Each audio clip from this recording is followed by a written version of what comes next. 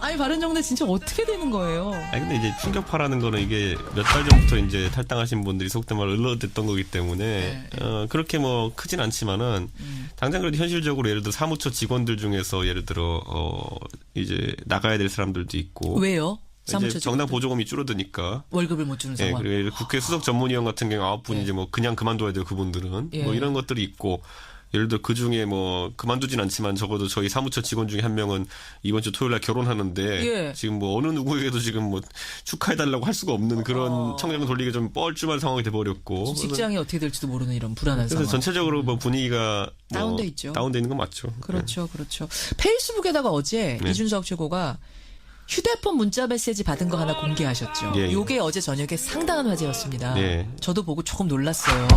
내용이 뭐였죠? 그러니까 이제 탈당하면서 이제 이게 어디까지 문자가 돌아왔는지 잘 모르겠는 게 이제 돌린 분들은 원외위원장들에게 돌렸다라고 이제 이야기하는데 뭐 사무처에서도 이걸 받은 분이 있다는 얘기가 있고. 내용이 뭐예요? 내용이. 그러니까 바른정당인 당원 중에 자유한국당 입당하고 싶은 분은 뭐 예를 들어 탈당계 그러니까 탈당계랑 그 입당계 그러니까 바른정당 탈당계랑 자유한국당 입당계 링크를 걸어가지고 놓으셨거든요. 그래가지고 그걸 제출하면은 일괄로 제출해주겠다 이런 얘기인데 이게 솔직히 말하면 그게 누구 명의로 나왔냐면은 그 보수통합추진위원회라고 이제 그때 구성하겠다고 했던 거. 그래서 강길부, 김용태, 황현철 의원 이름으로 나왔는데 그렇죠. 솔직히 말하면은 이 바른정당을 나가는 게 사실 좀 미안한 자세가 있어야 된다는 생각을 전 했거든요. 그러니까 진짜 나가면서도 그러니까 어제 동지들에 대한 이 문자도 그랬지만은 어제 그 정론관에 국회에 서가지고 이제 8분이 서가지고 발표한 기자회견문을 보면서 저는 일부러 전문을 읽었어요. 다른 분들은 방송으로 그냥 발췌된 걸 보셨겠죠. 전문을 읽었는데 거기 어디에도 지금까지 바른정당 내 구성원들에게 같이 있으면서 뭐 하지 못했던 것들 아니면 남아서 해달라 뭐 미안함의 구석이 하나도 없어요. 그러니까 이게 저는 깜짝 놀랐어요. 저랑 다 친한 분들인데도 불구하고 나갈 때 그 생각이 하나도 안 들었나? 뭐 이런 생각이 들어가지고 배신감 같은 거, 동지에 깜짝 대한 놀랐어요, 기회감 같은 거. 이준석 의원은 친하다 생각했는데 그분들은 아무도 친하다 생각 안 했던 거 봐. 그러니까요. 아니 짝사랑이었던 겁니까? 아니 그러니까 저는 진짜 그래도 1년 동안 예를 들어 바른정당에서 있으면서 뭐 희노애락이 있었으면은 거기에 그렇죠. 뭔가 그런 부분을 정리를 했을 것 같은데 그게 아니라 너무 당당하게 우리는 보수 재통합을 위해서 뭐 큰 물로 갑니다. 뭐 이런 느낌의. 갑니다. 그리고 탈당하고 싶으신 분들 저희와 함께 이쪽으로 보내주세요. 788-0146 팩스번호 입당하고 싶은 분 784-5078 뭐 팩스번호 이런 거를 문자를 돌리니까 남아있는 분들의 배신감 같은 게 있었던 거군요. 그러니까 이게 참 흔히 있는 일은 아니지만은 이런 일도 있구나 하는 생각이 듭니다. 그 우리가 지금 이별의 문화가 정당에서도 그렇고 또 뭐 부부끼리 간혹 이혼할 경우에도 그렇고 깔끔하고 편한 그런 이별이 아니라 항상 뭐 원한을 남기고 이런 뭐 감정을 굉장히 나쁘게 해서 헤어지는 그런 문화가 그대로 있는. 아름다운 이별은 유행가 가사에만 존재하는 거예요. 형용모순이죠. 그렇군요. 바른정당. 그러면 이제 뭐 어떻게 이렇게 됐습니다. 앞으로 어떻게 될 건가? 바른정당의 미래 어떻게 보세요? 뭐 제가 봤을 때는 어차피 11명 의원들 남은 분들 그리고 남은 다른 당원들이 어떻게 추스리냐가 문제예요. 그렇죠. 그게 앞으로 이제 한 3, 4일 정도 내에 이제 어느 정도 윤곽이 잡힐 것 같은데. 의원 11명 남았죠. 그게 잘 추스려지면은 11명으로 또 이제 또 하던 거 계속 이어나가는 거고. 여기서 이제 만약 관리가 잘 못 되면은. 그러니까 그러면은 이제 또 지리멸렬한 상황이 올 수 있기 때문에. 여기서 질문 드리겠습니다. 11명은 공고합니까? 제가 솔직하게 말씀드리면 오늘 현재 상황으로는 아닙니다. 그렇기 때문에 그건 왜냐하면 이제 제가 마지막 의총회 이제 그때 20명이 모였을 때 마지막 의총회 제가 갔는데 그때 마지막에 이제 그걸 좀 중재해 보려는 노력이 이제 있었죠. 중간에 예를 들어 정병국 의원이라든지 김세현 의원 통합전대 같은 걸로 통합전대도 있고 전대 연기 뭐 이런 얘기가 있어요. 일단은 연기하고 좀 시간을 갖자 이런. 근데 그게 마지막에 이제 합의점이 좀 나올 것 같이 됐는데 그게 이제 그래서 솔직히 밖에 기다리던 기자들은 밤 12시 돼가지고도 야 이거 우리 기사 다시 다 써야 되는 거 아니냐 이런 위기를 느낄 정도로 이거 봉합되는 거 아니야? 뭔가가 나오는 거 아니야? 이런 게 12시쯤에는 갔군요. 그렇죠. 그래가지고 그 지점까지 갔었는데 마지막에 이제 그 통합전대랑 전대 연기에 대해 가지고 이제 완고히 반대 의견을 가진 분들이 있어가지고 결국에는 타결이 안 되고 제 갈 길을 가겠다라고 선언한 거기 때문에 그에 대한 아쉬움을 가진 분들이 좀 있어요. 당시에. 그러니까 11명이 남긴 남았지만 그 안에도 조금 더 잡아봤어야 되는 거 아니야라는 것과 꼭 이렇게만 했어야 되느냐라는 거에 대해서 약간 감정의 골이 지금 그걸 지금 서로 풀어야 되는 것이기 때문에 그게 숙제군요. 숙제입니다. 남은 숙제. 사실상 안 되면은 추가 탈당 가는 거죠, 소장님. 그렇죠. 그래서 이제 지금부터 유승민 의원의 리더십이 더 중요한데요. 뭐 그것과 관계없이 이미 이제 원내대표 맡고 있는 그 누구죠? 주호영 대표 같은 경우는 탈당을 예고해놓고 있기 때문에 몇 명의 추가 탈당은 뭐 있을 거라고. 뭐라고 했어요, 주호영 원내대표가? 그러니까 우리가 11명이라 얘기할 때 9명의 주호영 대표도 원래 들어갑니다. 그러니까 그런 의미로. 그렇기 때문에 거기는 저는 또 새로 한 분이 들어간 건 줄 알았어요. 전당대회 치르고 나면 이제 떠나겠죠. 그렇죠. 결국 이제 주호영 의원 입장에서는 자기는 이제 장례식까지 다 마무리하고 가겠다 이런 느낌으로 이야기하는 거죠. 겁니다. 예. 바른정당. 이제 제가 혹시 이거 오늘 하한가로 뽑아오신 분 없습니까? 바른정당? 제가 뽑아왔습니다. 성모 소장님이 탈당파들을 뽑아왔는데요. 뽑아오셨죠. 원래 이게 정치라는 것이 이제 명분과 실리를 잘 조율해가면서 하는 건데 특히 이제 분당, 탈당, 뭐 합당 이런 거에는 명분이 굉장히 중요하거든요. 명분 중요하죠. 물론 이제 내면적으로는 정치적 계산이 다 들어있지만 이 명분 결국 포장지입니다. 포장지가 근사해야만 국민들이 거기 동의를 해주고 거기 탄력을 받는데 그게 정치죠. 이분들은 뭐 어떤 명분도 없어요. 왔다 갔다. 포장이 잘 안 됐다고 보세요. 그렇습니다. 박근혜 전 대통령 출당이 명분이었죠. 포장이었잖아요. 그거 아니라고 보세요. 최악의 명분으로 간 거죠. 그래 이제 그것만 가지고 부족하니까 이제 포장을 조금 더 한 게 뭐 문재인 정부의 포퓰리즘을 막기 위해서 한다. 이렇게 보수가 뭉쳐야 한다. 뭐 조금 그건 말이 안 되는 거죠. 뭐 자기 지지자 일부는 동의하겠지만 대부분의 국민들은 동의하지 않는 거라서 자건 이 지방선거를 앞두고 일어난 대탈출극. 뭐 졸렬한 어쨌든 탈출극이다 이렇게 보입니다. 대탈출. 그러니까 저는 이게 이해가 안 가는 게 문재인 정부를 포퓰리즘 막기 위해 가지고 보수가 통합되었다는 말이 얼마나 이제 모순이 있냐면은 원래 교섭단체가 많을수록 여당은 귀찮습니다.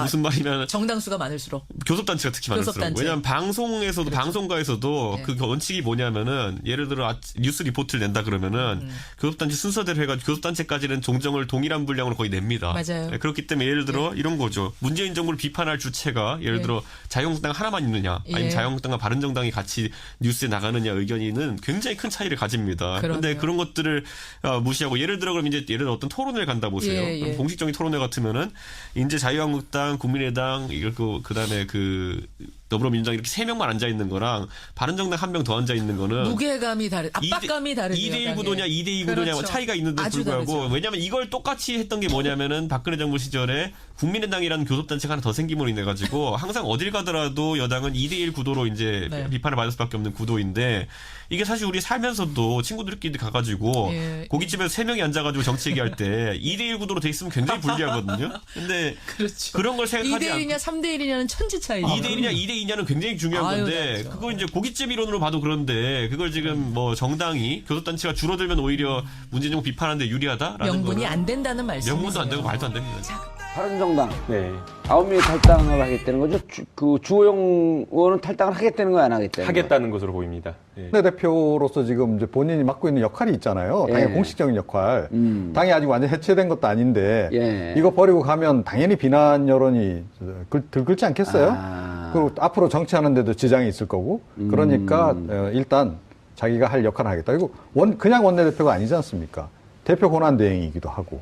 근데 또 주호영 원내대표 같은 경우에는 본인 한 명만 있는 게 아니라 바른정당의 지분이 제일 많다고 합니다. 그러니까 그 원외위원장이라든가 당원이라든지 진성당원이라든지 그 주호영 밑에 딸려 있는 그 식구들이 굉장히 지금 많다라고 지금 이야기가 되고 있기 조금 때문에 더 이제 냉정하게 아마도 그런 것 때문에 냉정하게 말씀드리면 그러니까 나머지를 다 모아서 함께 하기 위해서 본인은 좀 후발대 개념으로 좀 남아 계신 게 아닌가 이렇게 추정을 합니다.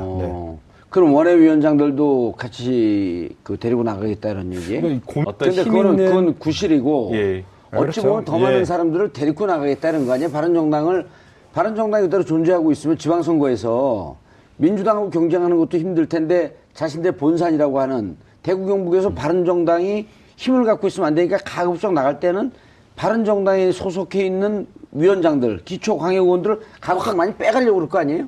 그러려고 시간을 보는 거 아닌가? 이제 그런 것도 있고요.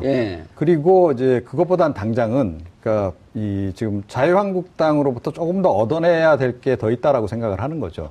그러니까 이게 이제 지금 이야기한 거하고 연결이 되는데, 그러니까 아시겠죠? 그러니까 공천도 지금 사실은 바른정당 출신들이 뭐 현역이든 또는 뭐 당협위원장이든 다시 이제 복당을 했을 때 기존의 자유한국당도 다 있잖아요. 네, 지역 당협위원장이고 다 그 사람들하고 경쟁을 해야 되는 상황이기 때문에 사실은 어느 정도는 정리를 좀 해줘라. 그러니까 자유한국당 지도부 쪽에서 배려를 좀 해주기를 바라는 거 아니겠어요? 그러니까 지분을 약간 보장받고 들어가고 싶겠죠. 자유당으로 건너간 9명의 의원들 그리고 먼저 건너간 13명 포함해서 실패를 통해서 새로운 걸 만들어 나간다는 그런 개념 자체가 없는 거죠. 이 정치를 해 나가면서 언젠가는 쓰러질 수도 있고 언젠가는 성공할 수도 있는데 단 한 번도 실패하지 않고 무조건 살아남아서 그 다음 선수를 이어나가야 된다는 그런 강박이 정말 뿌리 깊이 박혀 있는 것 같아요. 그러니까 그런 관점이라고 보니까 정치적 마케팅으로서는 최악의 모습을 보여주는 거거든요. 저쪽에 어차피 들어가 봐야 돌아온 배신자고요. 밖에 있어서 뭔가 새로운 가치를 추구하려고 하는데 이런 부분이 있죠. 유승민 정도는 좀 모르겠어요. 정책 위상이랄까 김무성의 반대편 쪽에 있던 그 느낌으로 좀 버티는지 모르겠는데 남아있는 사람들은 대부분 또 수도권과 연관이 있습니다. 실제로 수도권 내에서는 보수 정당이라고 하는 것이 전멸에 가까운 상태로 들어갈 거로 보고 이 사람들이 노리는 건 그런 거겠죠. 지금 기어 들어가는 이유는 딱 하나예요. 정당 보조금 이건 두 번째 문제고 지방선거죠 결국엔. 지방선거 때 내가 유력한 권력으로서 공천권을 행사할 수 있냐 없냐. 일종의 이득 같은 거고 자기 지역 내에 정치 세력을 유지하는 방법 중에 하나거든요. 그리고 지금 왔다 갔다 하는 사람들이야 뭐 어차피 비례대표가 아니고 지역구를 다 갖고 있는 사람들이니까 그런 관점에서 뭔가 홍준표와의 확약이 있었다고도 봐야겠죠. 당대표인 홍준표 입장에서 당신네들 지역위원장이나 이런 거 다 기존의 기득권 인정해 줄게. 이런 식의 것이 없이 들어갔다고는 볼 수가 없는 거잖아요.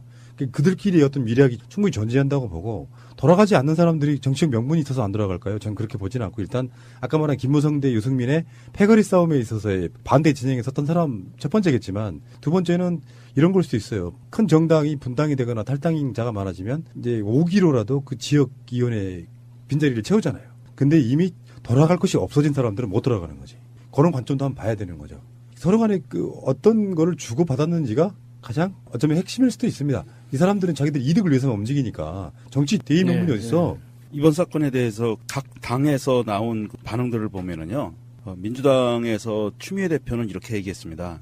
어떤 명분도 국민에 대한 신의도 양심도 없는 나 혼자 살고 보자는 이합집산 이렇게 비판을 했고요.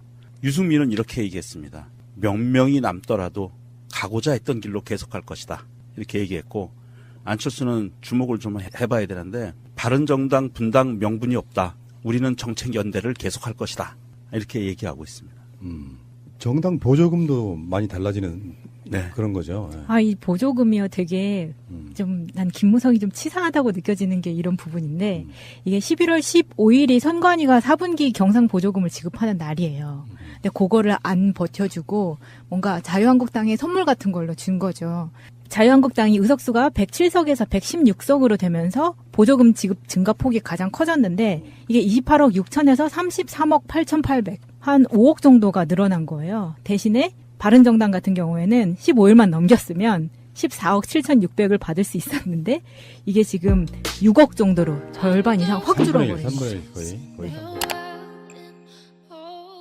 이제 돌린 분들은 원외위원장들에게 돌렸다라고 이제 이야기하는데 뭐 사무처에서도 이걸 받은 분이 있다는 얘기가 있고 내용이 뭐예요? 내용이. 그러니까 바른정당인 당원 중에 자유한국당 입당하고 싶은 분은 뭐 예를 들어 탈당계 그러니까 탈당계랑 입당계 그러니까 바른정당 탈당계랑 자유한국당 입당계 링크를 걸어가지고 거기 놓으셨거든요. 그래가지고 그걸 제출하면은 일괄로 제출해주겠다 이런 얘기인데 이게 솔직히 말하면 그게 누구 명의로 나왔냐면은 보수통합추진위원회라고 이제 그때 구성하겠다고 했던 거. 그래서 강길부, 김용태, 황현철 의원 이름으로 나왔는데. 그렇죠.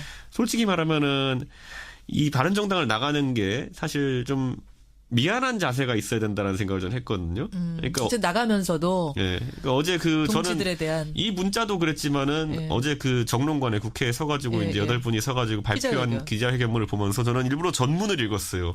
다른 분들은 방송으로 그냥 발췌된 걸 보셨겠죠. 전문을 읽었는데 거기 어디에도 지금까지 바른정당 내 구성원들에게 같이 있으면서 뭐 하지 못했던 것들 아니면 남아서 해달라면 미안함의 구석이 하나도 없어요. 그러니까 이게 저는 깜짝 놀랐어요. 저랑 다 친한 분들인데도 불구하고 나갈 때 그 생각이 하나도 안 들었나? 뭐 이런 생각이 일종의 들어가지고 배신감 같은 거, 동지에 깜짝 대한 놀랐어요, 기회감 예. 같은 거. 이준석 의원은 친하다 생각했는데 그분들은 아무도 친하다 생각 안 했던 거 봐. 그러니까요. 아니 짝사랑이었던 겁니까? 아니, 그러니까 저는 진짜 그래도 1년 동안 예를 들어 바른정당에서 있으면서 뭐 희노애락이 있었으면은 예, 거기에 그렇죠. 뭔가 그런 부분을 정리를 했을 것 같은데 그게 아니라 너무 당당하게 우리는 보수 재통합을 위해서 뭐 큰 물로 갑니다. 뭐 이런 선물로 느낌의. 갑니다. 그리고 탈당하고 싶으신 분들 저희와 함께 자 이쪽으로 보내주세요. 788-0146 팩스번호 입당하고 싶은 분 784-5078 뭐 팩스번호 이런 거를 문자를 돌리니까 남아있는 분들의 배신감 같은 게 있었던 거군요. 그러니까 이게 참 흔히 있는 일은 아니지만은 이런 일도 있구나 하는 생각이 듭니다. 그 우리가 지금 이별의 문화가 정당에서도 그렇고 또 뭐 부부끼리 간혹 그 이혼할 경우에도 그렇고 이 깔끔하고 편한 그런 이별이 아니라 항상 뭐 원한을 남기고 이런 뭐 감정을 굉장히 나쁘게 해서 헤어지는 그런 문화가 그대로 있는. 아름다운 이별은 유행가 가사에만 존재하는 거예요. 형용 모순이죠. 그렇군요. 바른정당. 그러면 이제 뭐 어떻게 이렇게 됐습니다.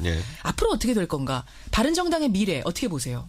뭐 제가 봤을 때는 어차피 11명 의원들 남은 분들 그리고 남은 다른 당원들이 어떻게 추스리냐가 문제예요. 그렇죠. 그게 앞으로 이제 한 3, 4일 정도 내에 이제 어느 정도 윤곽이 잡힐 것 같은데. 의원 11명 남았죠. 예. 그게 잘 추스려지면은 11명으로 또 이제 또 하던 거 계속 이어나가는 거고.